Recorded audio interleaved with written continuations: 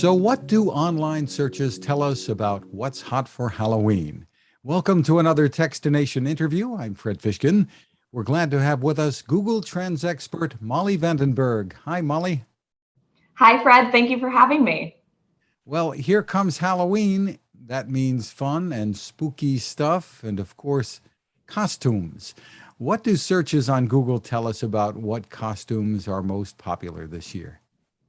Costumes are always a really fun thing to look at, and I think they really speak to the up to the moment trends. And so, as we were putting this together, I can tell you that far and away, the top trending costume across the US is Squid Game, that new Netflix show, which has become a phenomenon. Definitely has captured a lot of people's creativity when it comes to costumes for the season.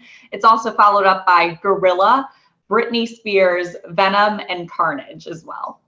And with Squid Games, I guess you have a choice of different looks because there are a lot of different things that you could be related to the Squid Games. Some of them pretty scary. That's very true. There are a lot of different options. You have the players, you have the monitors. I think people will really get creative with it. Now, you also looked at couples costumes, baby costumes, and dog costumes too. What's popular? There's something for everyone. And when it comes to couples costumes, I really like this category because it felt very nostalgic to me. I grew up watching The Fairly Odd Parents on Nickelodeon, and with a lot of interest in that show as they plan to revive it for Paramount Plus, the top trending couples costume is actually Timmy, Turner, and Trixie. And so that's definitely something that I think harkens back to a lot of people's childhoods, and Cosmo and Wanda make that list as well. They're alongside other favorites like Bonnie and Clyde and Mr. and Mrs. Smith. You've looked also at some other things like decorations and patterns for jack-o'-lanterns. What are people searching for? It wouldn't be Halloween without jack-o'-lanterns, so I think you're absolutely right. One of the really fun things is to see what people are planning to carve into their pumpkins this year. And when we look at those popular patterns, the most searched are eyeball, butterfly, ghost, hocus pocus, and fox. I have to say, some of those sound like they might be above my skill level, but it's always interesting to see what people come up with. I'm kind of surprised the Squid Games didn't show up there, like circles and triangles and whatever. But maybe that'll happen too. Who knows? So there's also the category, maybe my favorite, of candy. What are there differences? Have there been changes in what people look for when it comes to Halloween candy?